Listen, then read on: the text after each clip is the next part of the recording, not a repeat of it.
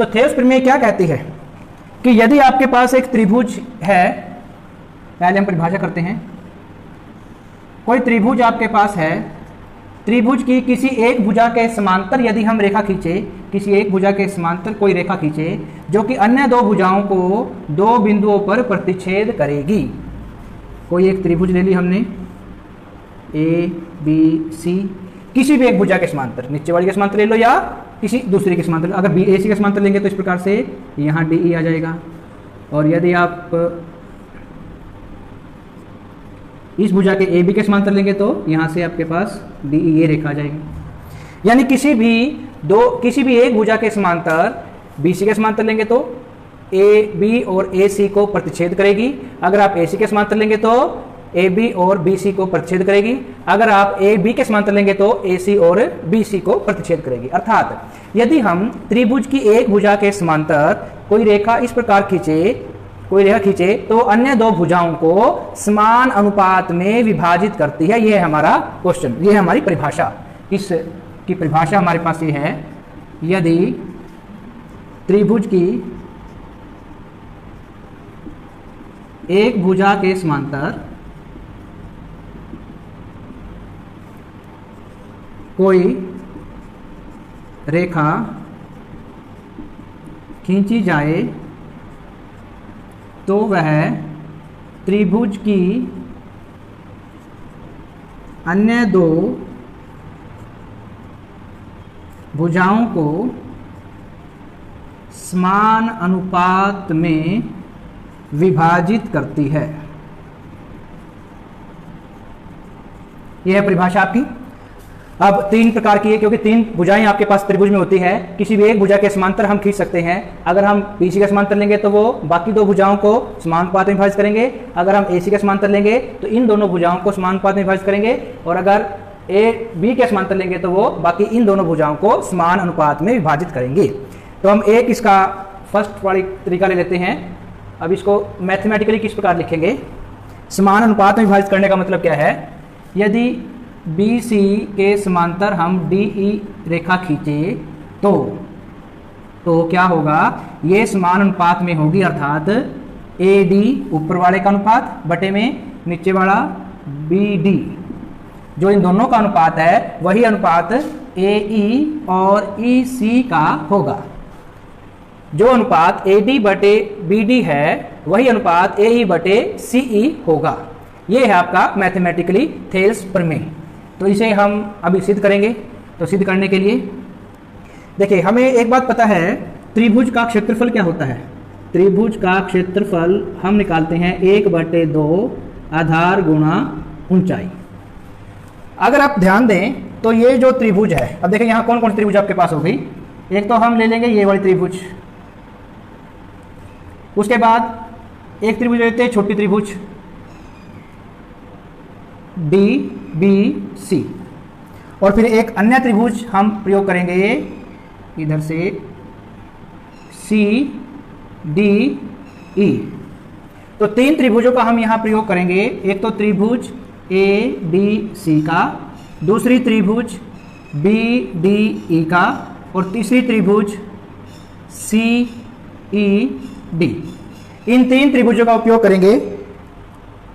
अगर आप इसमें ध्यान दें तो ए बी डी और ई, ये तो दोनों त्रिभुजों में अगर आप ए डी सी चले जाएं तो ये जो बड़ी त्रिभुज है, और ए बी ई इसमें चले जाएं, इन दोनों त्रिभुजों में ए डी ई जो पार्ट है वो दोनों में कॉमन है, दोनों में एक जैसा पार्ट है।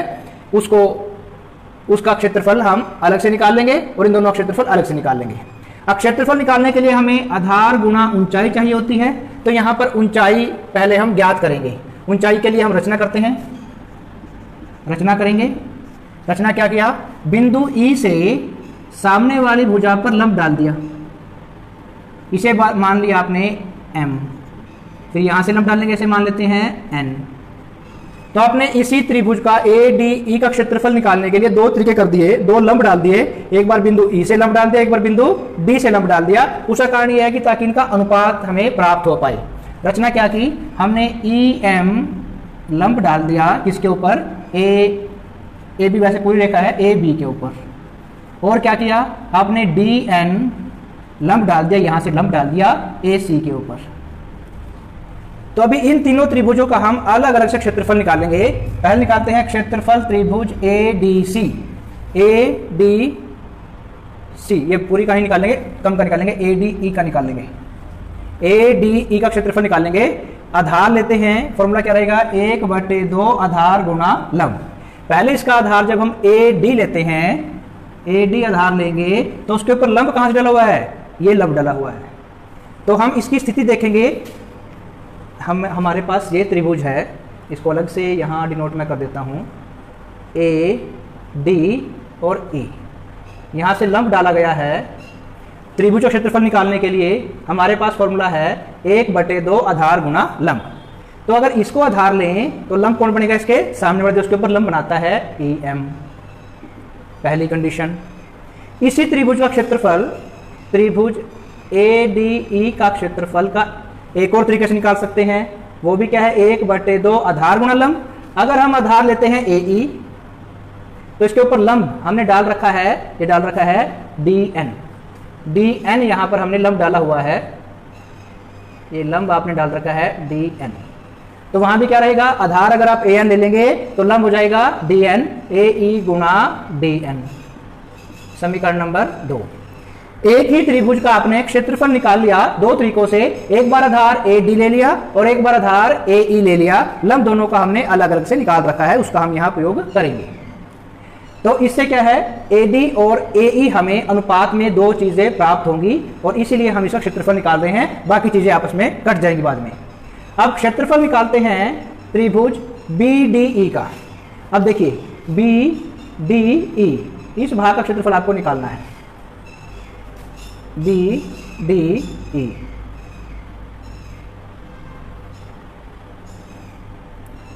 ये था आपके पास B, D और E। इसका क्षेत्रफल निकालने के लिए वो भी यही तरीका, 1/2 आधार अगर लेते हैं आप BD, तो आपको देखिए क्षेत्रफल निकालने के लिए आपको आधार भी चाहिए होगा और लंब भी चाहिए होगा। अब आधार अगर आप इसमें से कोई भी एक भुजा लेंगे, अगर आप BE भुजा लें तो उसके ऊपर लंब आपके पास अवेलेबल नहीं है, लंब नहीं है आपके पास। अगर आप BE आधार लें तो BE के ऊपर लंब हमने नहीं निकाला हुआ। अगर आप BD आधार लेते हैं तो लंब जो है, जो AB के ऊपर लंब है, AD के ऊपर जो लंब है वही लंब BD की, उसी लंब की लंबाई BD के लंब के बराबर होगी।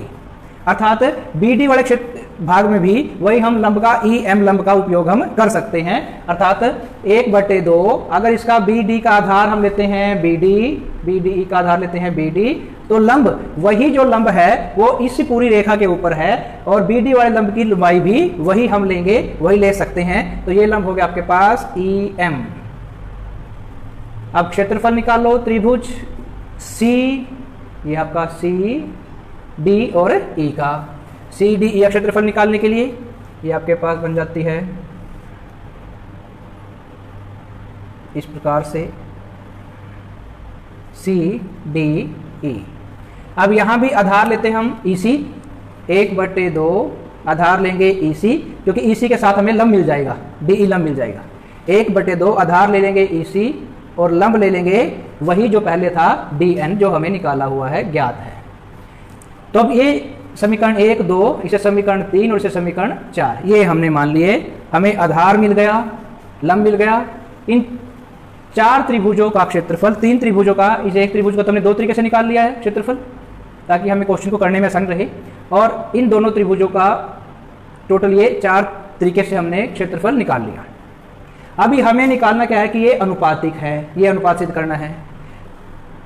एरिया यानी क्षेत्रफल, जो भी आप एरिया निकाल रहे हो, चाहे आप इधर से निकाल रहे हो, आधार ये लेके निकाल रहे हो, लंब यहाँ लेके निकाल रहे हो, या फिर आधार ये और लंब ये लेके निकाल रहे हो, दोनों में क्षेत्रफल हमेशा बराबर होगा।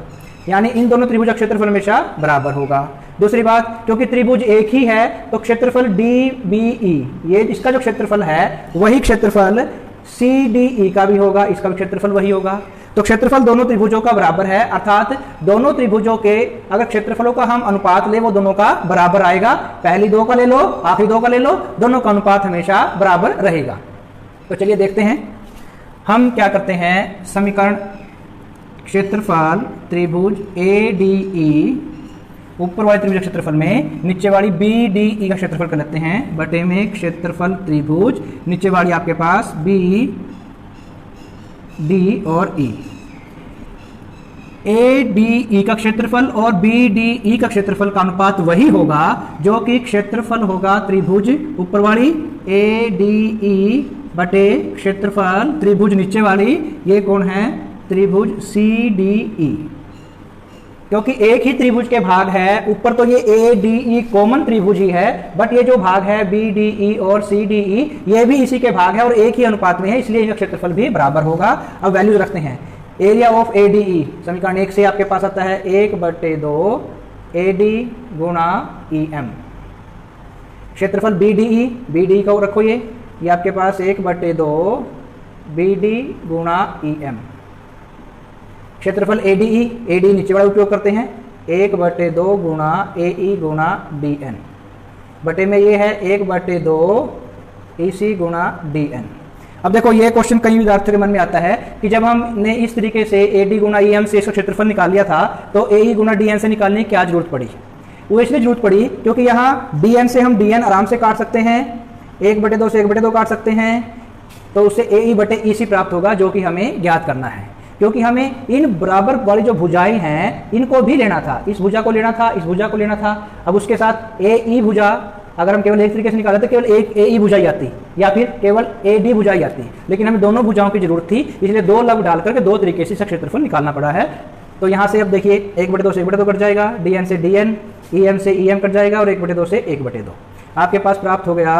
ए डी बटे बी डी बराबर है ए ई बटे में ए सी, जो कि हमारा साध्य था, सिद्ध करना था। इति सिद्धम, ये आपका प्रमेय 6.1 सिद्ध हो जाती है। 6.2 जो प्रमेय है वो इसका उल्टा है। उसमें क्या कहा है कि अगर ये भुजाएं अनुपातिक है तो सिद्ध करो कि ये दोनों भुजाएं बी सी और डी ई समांतर है। उसमें ये सिद्ध करना है समांतर ए सी और डी एफ समांतर है ए ई के। सिद्ध करना है बी ई बटे एफ ई, सिद्ध करना है बी ई बटे एफ ई बराबर है बी ई बटे सी एफ।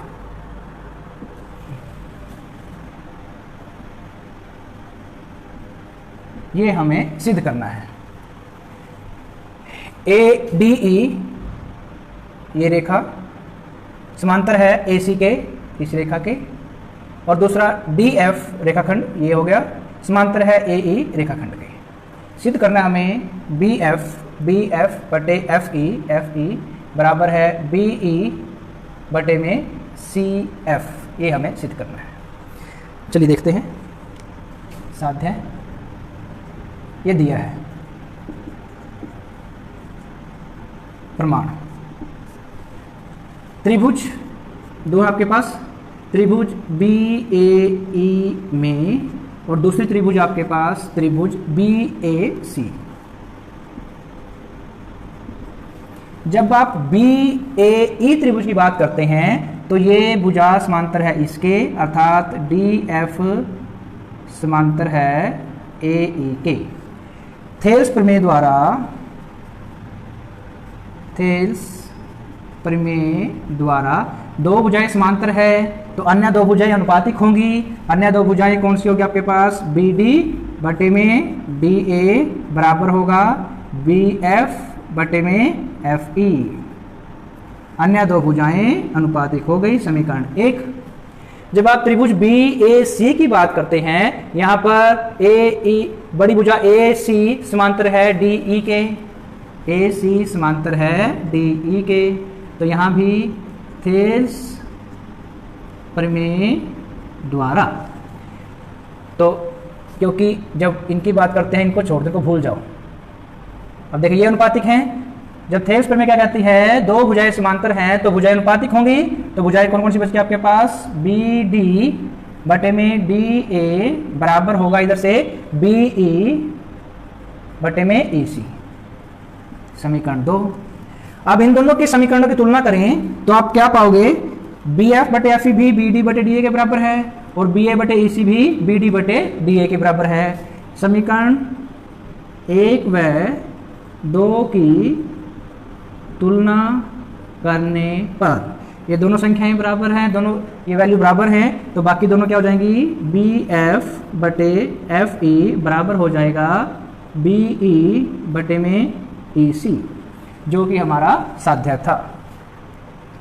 बी एफ बटे एफ ई और बी ई बटे ई सी, ये हमारा साध्य था जो कि प्रूव हो चुका है। चलिए आगे करते हैं। बी ई बटे ई सी से क्वेश्चन नंबर 5 देखते हैं। आकृति 6.20, इस प्रकार से एक त्रिभुज है आपके पास, पी क्यू आर, और यहाँ पर एक इसे समांतर काट रही है ई एफ, यहाँ से लंबवत आपके पास आ गई जो कि बिंदु, अब देखिए यहाँ पे समांतर, देखिए ये समांतर हो गई इस भुजा के, नाम हो गया इसका ओ क्यू और इसका ई डी। अब इसके समांतर चले जाएंगे डी एफ पर। ये था आपका 5वां क्वेश्चन, और दिया है वैल्यू, दिया आपको ए बी से दर्शाना है हमें ई एफ समांतर है क्यू आर, ये साध्य है, ये हमें सिद्ध करना है और ये हमें दिया है। तो डी ई समांतर है, डी ई ये वाली रेखा समांतर है ओ क्यू के इस रेखा के। हम बात करते हैं प्रमाण, हम बात करते हैं त्रिभुज, इसी त्रिभुज की बात कर लेंगे पी ओ क्यू में। पी ओ क्यू की जब बात करते हैं तो दिया है डी ई समांतर ओ क्यू, ये जो रेखा है समांतर है ओ क्यू इस रेखा के। जब दो भुजाएं समांतर हैं, जब एक त्रिभुज की दो भुजाएं समांतर है तो अन्य दो भुजाएं अनुपातिक होंगी। अन्य दो भुजाएं कौन सी होगी, पी ई, पी से लेकर क्यू तक और पी से लेकर के ओ तक, इनका अनुपात लिखो भाई। इसका अनुपात बनेगा आपके पास पी ई बटे में ई क्यू, ये बराबर हो जाएगा इधर का अनुपात पी डी और डी ओ, पी डी बटे में डी ओ, समीकरण 1। फिर दूसरी बात, डी एफ समांतर ओ आर के, डी एफ ये भुजा समांतर है ओ आर इस भुजा के, तो इट मीन्स क्या है, त्रिभुज ले लेंगे वही वाली, त्रिभुज पी ओ आर में। यहाँ पर आपको दिया है डी एफ समांतर है ओ आर के। जब त्रिभुज की दो भुजाएं समांतर हैं तो अन्य दो भुजाएं अनुपातिक होंगी, किससे, थेल्स प्रमेय द्वारा। हर बार ये बात लिखनी है हमने। तो यहाँ से हो जाएगा पी डी बटे डी ओ बराबर है पी एफ बटे एफ आर, ये होगा समीकरण 2। अब अगर समीकरण 1 और समीकरण 2 की आप तुलना करते हैं, इन दोनों की तुलना करने पर हमें क्या प्राप्त होगा, ये भी पी डी बटे डी ओ के बराबर है और ये भी पी डी बटे डी ओ के बराबर है, अर्थात पी ई बटे ई क्यू बराबर होगा पी एफ बटे एफ आर के। अभी इसकी इक्वेशन में, फिगर में देखते हैं, हमारे पास पी ई बटे ई क्यू, पी ई ये वाला भाग, ई क्यू ये नीचे वाला भाग, बराबर है पी एफ बटे एफ आर, पी एफ ऊपर वाला भाग और एफ आर नीचे वाला भाग। तो थेल्स प्रमेय का जो सेकंड पार्ट है उसमें क्या है, अगर भुजाएं अनुपातिक हैं, तो अगर दो भुजाएं, त्रिभुज की दो भुजाएं अनुपातिक है तो तीसरी भुजा उसको विभाजित करने वाली, उनको अनुपात में काटने वाली भुजा के समांतर होगा। तो क्योंकि त्रिभुज पी क्यू आर में ई एफ भुजाओं, दो भुजाएं कौन कौन सी हैं, पी क्यू और पी आर को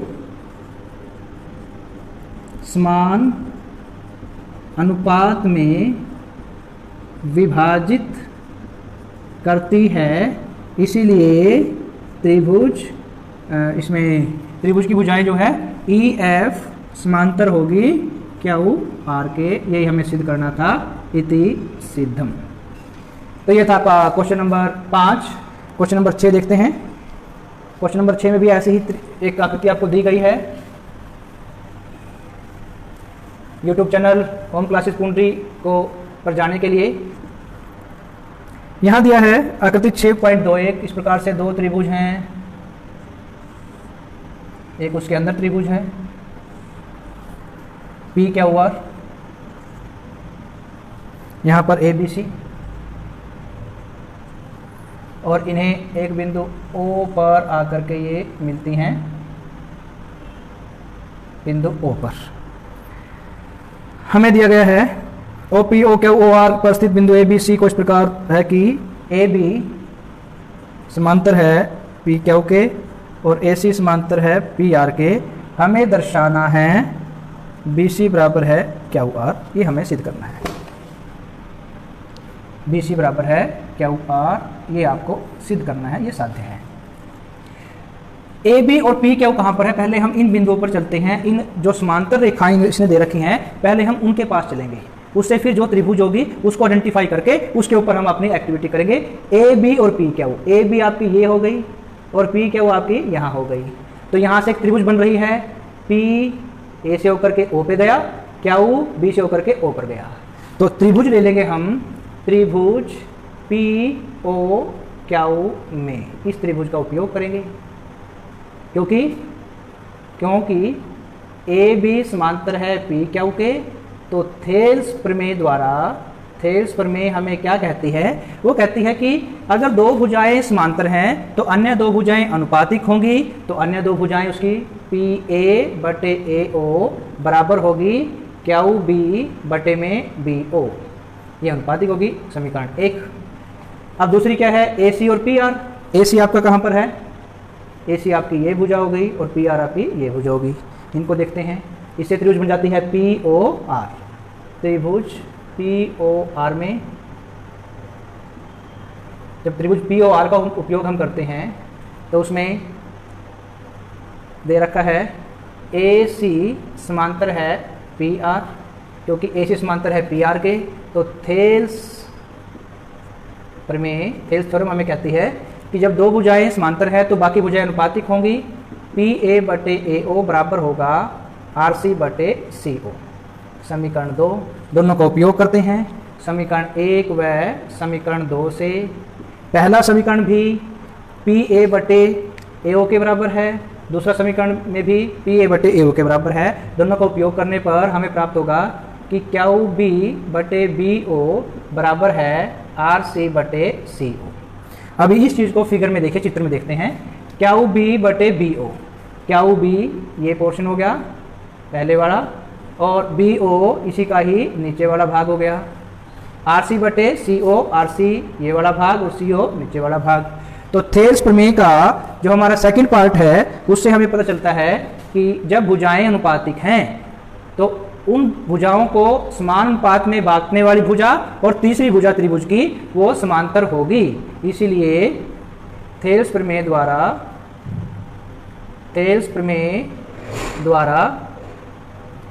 बी सी समांतर होगी क्यू आर के।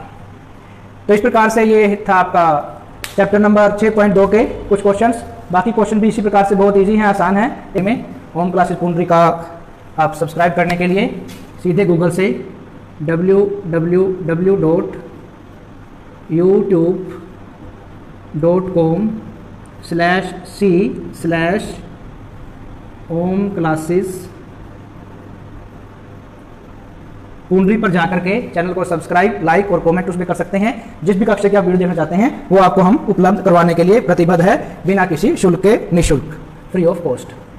Question number 9, A B C एक समलंब है। समलंब एक ऐसी आकृति होती है जिसमें आमने सामने की दो भुजाएं समांतर होती हैं लेकिन बराबर नहीं होती। मान लिया एक ए बी सी डी है, एक समलंब है जिसमें ए बी समांतर है डी सी के। इसके विकर्ण परस्पर ओ पर प्रतिच्छेद करते हैं।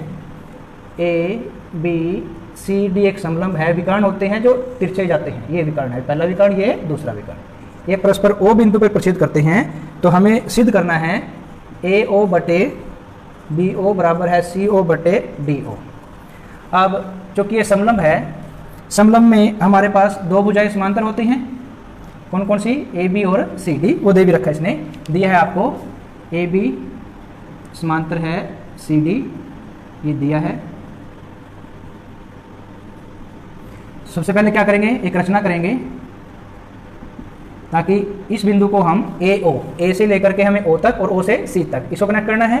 तो इसको कनेक्ट करने के लिए एक समांतर खींच लेंगे हम, इसका नाम लिखते हैं ई एफ। एक रेखाखंड खींच लिया ई एफ, समांतर कर देंगे ए बी या डी सी, किसी एक के समांतर कर दो, दोनों के समांतर वो हो जाएगी। ई एफ समांतर ए बी कह दो या फिर ये कह दो ई एफ समांतर सी डी, ये हम खींच देते हैं।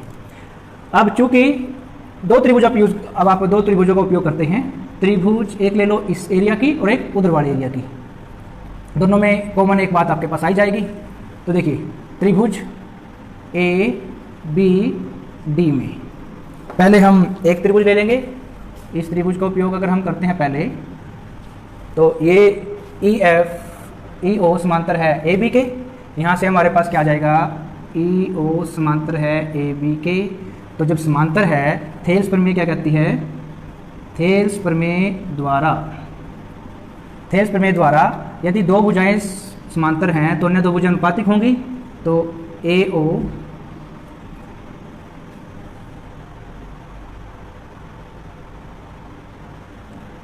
ए ई बटे ई डी, ए ई बटे ई डी बराबर होगा इन दोनों का, ये कौन कौन है, बी ओ बटे ओ डी या फिर बी ओ बटे डी ओ, ऐसे लिख देते हैं समीकरण 1। अब दूसरी भुजा का उपयोग करते हैं, दूसरी त्रिभुज का उपयोग करते हैं। अब यह त्रिभुज उपयोग कर लो नीचे वाली, त्रिभुज ए डी सी में ऊपर वाली लाल रंग की हमने यूज़ कर ली, अब नीचे वाली काले रंग की यूज़ करते हैं। इसमें क्या होगा, क्योंकि एफ ओ भी समांतर है डी सी के, एफ ओ समांतर है डी सी रेखाखंड के, इसलिए थेल्स प्रमेय द्वारा ये भी अनुपातिक होंगी। यहाँ कौन है, बी ओ और डी ओ, बी ओ बटे डी ओ बराबर है इधर से बी एफ बटे एफ सी। ये करके देखिए, यहाँ हम एक ही क्वेश्चन में दो भाग करेंगे, एक ही क्वेश्चन में दो चीज़ करके दिखाएंगे। एक तो ये जो बाकी दो भुजाएं हैं इन दोनों को समांतर करके दिखाएंगे, ये दोनों भुजाएं बराबर सिद्ध करके दिखाएंगे, अनुपातिक में दिखाएंगे। एक तो ये काम आपको हो जाता है। दूसरा, जो हमें ए ओ और सी ओ का संबंध ज्ञात करना है, उसके लिए हम केवल इतना कर देंगे कि यहाँ त्रिभुज, अभी आपने लिए त्रिभुज जिसमें सी ओ और डी ओ का उपयोग हो, बी और डी ओ आ गया आपके पास। अभी कौन कौन आना आपके पास, ए ओ और सी ओ। ए ओ और सी ओ कौन से में आएंगे, ए ओ और सी ओ इस त्रिभुज में आएंगे, क्योंकि बी ओ डी ओ दोनों का उपयोग आ गया, बी ओ और डी ओ इन दोनों का यूज आ गया। अभी ए ओ और सी ओ जो हमें सिद्ध साध्य है उसका उपयोग हमें आना चाहिए। ए ओ और सी ओ दोनों किस में है, इस त्रिभुज में है, जिस त्रिभुज में उसका उपयोग करेंगे, त्रिभुज ए बी सी में। यहाँ पर लेते हैं, क्योंकि बी ए बी समांतर है ओ एफ के, ये दोनों भुजाएं समांतर हैं तो इसलिए अनुपातिक भी होंगी थेल्स प्रमेय द्वारा। ए ओ बटे ओ सी या सी ओ लिख दो, बराबर होगा यहाँ से बी एफ बटे एफ सी, समीकरण 2। अभी हमने क्या किया था, त्रिभुज ली थी, कौन सी त्रिभुज ली थी हमने, बी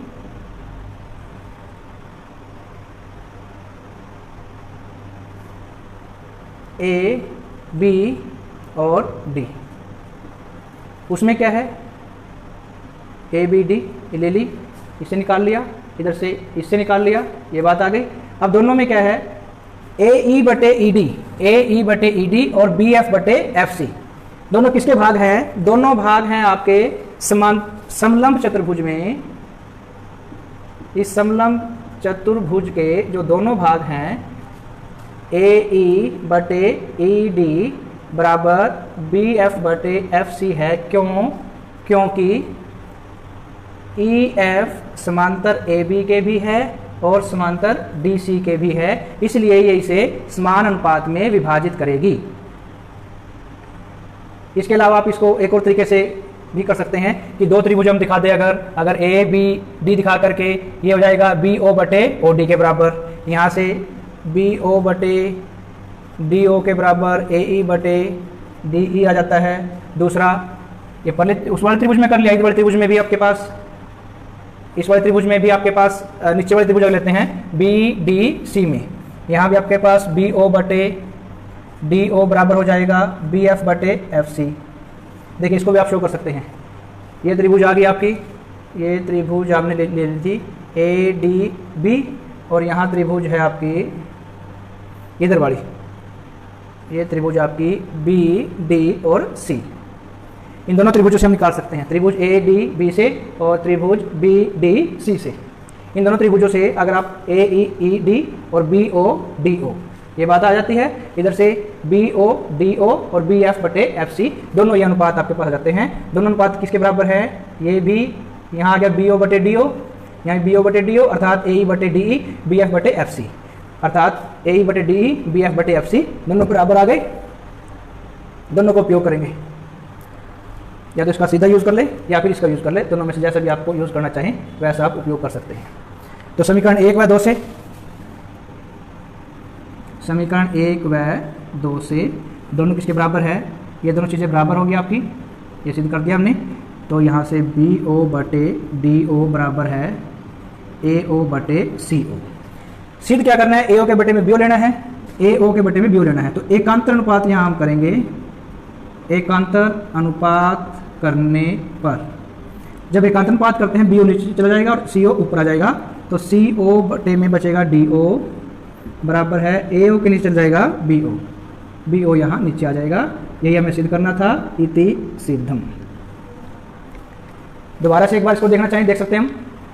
त्रिभुज हमने ए ओ और बी ओ का यूज़ है, तो ए ओ और बी ओ एक तो इसका यूज़ करना है, तो दूसरे में सी ओ और डी ओ दोनों विकर्णों का यूज़ करना है अर्थात हमें।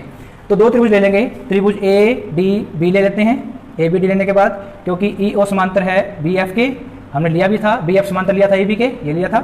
तो यहाँ से ए ई बटे ई डी, ए बटे ई डी, बी ओ बटे डी ओ। इसी प्रकार से इधर वाली त्रिभुज ले ली ए बी सी, उसमें ए ओ बटे सी ओ बराबर बी एफ बटे एफ सी। क्योंकि ए ई बटे ई डी और बी एफ बटे एफ सी दोनों बराबर हैं, समलंब चतुर्भुज की दो भुजाएं समांतर हैं, आपस में अनुपातिकता में विभाजित करेंगी और उसे हम दूसरे तरीके से त्रिभुज ए बी डी लेकर के ये बराबर दिखा दिया बी ओ बटे डी ओ ए बटे ए ई डी ई, और त्रिभुज बी डी सी लेकर के बी ओ बटे डी ओ बराबर बी एफ बटे एफ सी। दोनों ये भुजाएं बी ओ बटे डी ओ के बराबर है। बी ओ बटे डी ओ का जो अनुपात है दोनों में, वही अनुपात ए ई बटे डी ई और बी एफ बटे एफ सी का भी है, इसलिए दोनों भुजाएं बराबर होगी। जब ये दोनों भुजाएं बराबर है तो इनके सम्मुख जो भुजाएं हैं वो भी बराबर होंगी, इसलिए बी ओ बटे डी ओ बराबर ए ओ बटे सी ओ। एकांतर अनुपात कर देंगे तो हमारा जो रिक्वायर्ड रिजल्ट है वो हमें प्राप्त हो जाएगा। इसी के साथ हमारा 6.2 यहीं हम समाप्त करते हैं। बाकी क्वेश्चन आप देख लीजिए, यूट्यूब चैनल पर आपको सभी अपलोड मिलेंगे। Thank you, have a nice day.